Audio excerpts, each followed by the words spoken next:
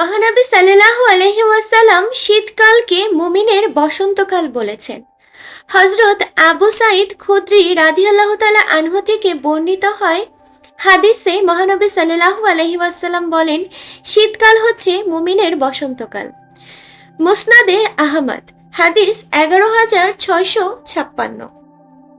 হাদিসে বর্ণিত হয়েছে, শীতের রাত দীর্ঘ হওয়ায় মুমিন রাত্রিকালীন নফল নামাজ আদায় করতে পারে এবং দিন ছোট হওয়ায় রোজা রাখতে পারে।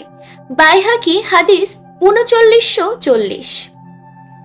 অর্থাৎ সহজে অনেক ফজিলতপূর্ণ ইবাদতের সুযোগ লাভের কারণে শীতকাল মুমিনের জন্য বসন্তকাল হয়ে ওঠে। শুধু আমাদের প্রিয় ঋতু তা কিন্তু নয়, আমাদের কাছে স্মরণীয় অনেক বড় মানুষেরাও শীতকাল পছন্দ করতেন। মহানবী সাল্লাল্লাহু আলাইহি ওয়াসাল্লামের খুব কাছের একজন সাহাবী ছিলেন আব্দুল্লাহ ইবনু মাসউদ রাদিয়াল্লাহু তাআলা আনহু। তিনি শীতকে পছন্দ তো করতেনই, রীতিমতো স্বাগত জানাতেন। তিনি বলতেন, হে শীত, তোমাকে স্বাগতম। আমরা কিন্তু কাউকে বিশেষভাবে বরণ করি না। যারা আমাদের ভীষণ প্রিয় হয়ে থাকে তাদেরকেই আমরা বিশেষভাবে বরণ করে থাকি। যাদের আগমন অনেক বেশি প্রত্যাশিত ও অনাকাঙ্ক্ষিত তাদেরকে আলাদা সম্বোধন ও সম্ভাষণে স্বাগত জানাই এবং আমরা বরণ করি। ইবনে মাসুদ রাদিয়াল্লাহু তাআলা আনহু তেমনি শীত ঋতুর জন্য তিনি অপেক্ষা করতেন। যখনই শীত চলে আসতো তার উচ্ছ্বাস ঝরে পড়তো সাদর সম্ভাষণের মধ্য দিয়ে। মুআজ ইবনু জাবাল রাদিয়াল্লাহু তাআলা আনহু ছিলেন আরেকজন বড় সাহাবী। তিনি আবার অনেক সাহাবীর শিক্ষকও।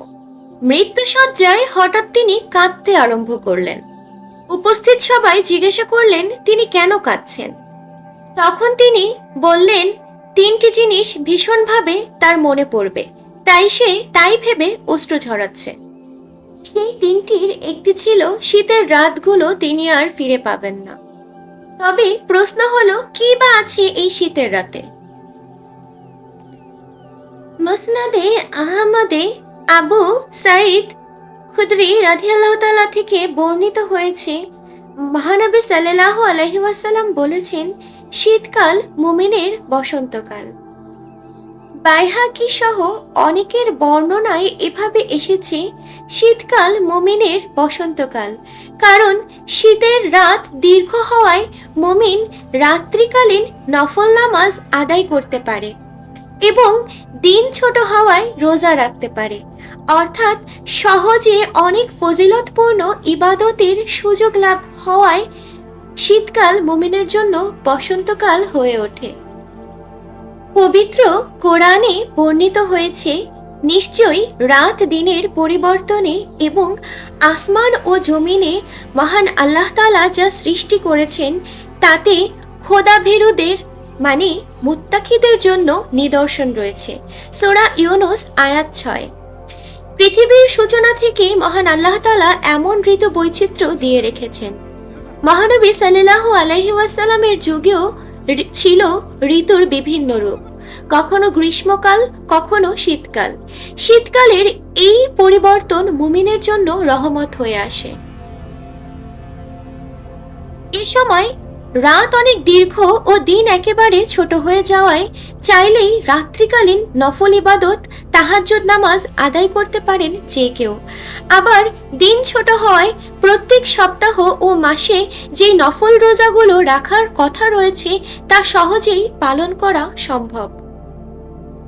আমাদেরও উচিত শীতকালে বেশি বেশি ইবাদত করা, নামাজ পড়া, রোজা রাখা, যেন মহানবী সাল্লাল্লাহু আলাইহি ওয়াসাল্লাম ও তার সম্মানিত সাহাবেদের মতো শীতকাল আমাদের জীবনেও ইবাদতের বসন্তকাল হয়ে উঠতে পারে। যদি ভিডিওটি ভালো লাগে একটি লাইক দিয়ে সাথে থাকবেন। আমাদের চ্যানেল বিনোদন ২৪ ঘন্টা এখনো সাবস্ক্রাইব না করে থাকলে সাবস্ক্রাইব করে পাশে থাকা বেল আইকনটিতে প্রেস করে দিবেন। ধন্যবাদ।